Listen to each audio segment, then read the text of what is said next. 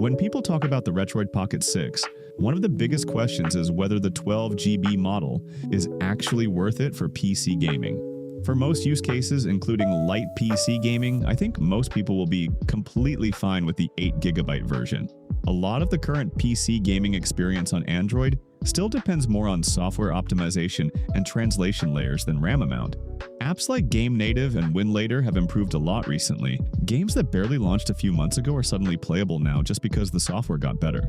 In most cases, people overestimate how important 12GB really is.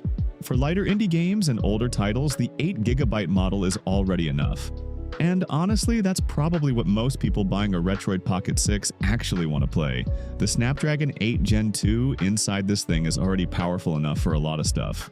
But if your goal is heavy PC gaming, especially modern AAA games, then yes, the 12GB model absolutely makes sense.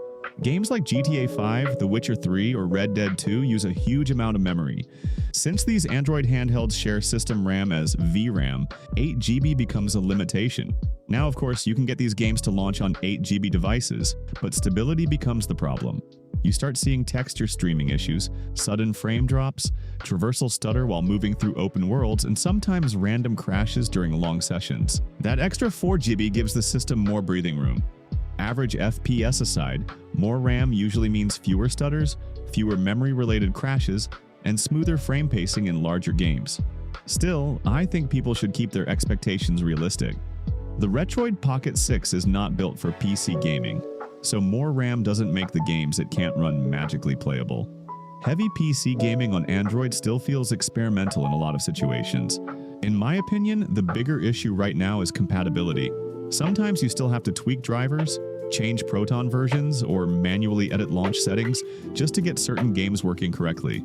Some games may run on Game Native, some will only run on Game Hub.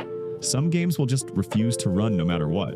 Some modern games, especially the UE5 ones, are not optimized to run on low-end systems, so more RAM alone can't fix performance in those cases. The Odin 2 portal is the better option if PC gaming is your main focus. The larger screen makes a big difference for Windows games, especially when dealing with smaller UI elements of most games. It also has a bigger chassis, which helps with heat management. That extra space allows the device to stay more stable under load. So even if you go for the Odin 2 portal-based variant, it will perform better than Retroid Pocket 6. On top of all that, there are still higher RAM options available for it. The only downside that I can think of is that you can't shove it in your pocket like the Retroid handhelds. But if that is a problem, the Retroid Pocket 6 is still a decent handheld.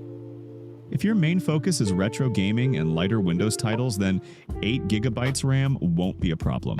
You save money while still getting most of the experience. The smaller size also helps the Retroid Pocket 6 fit more naturally into everyday life.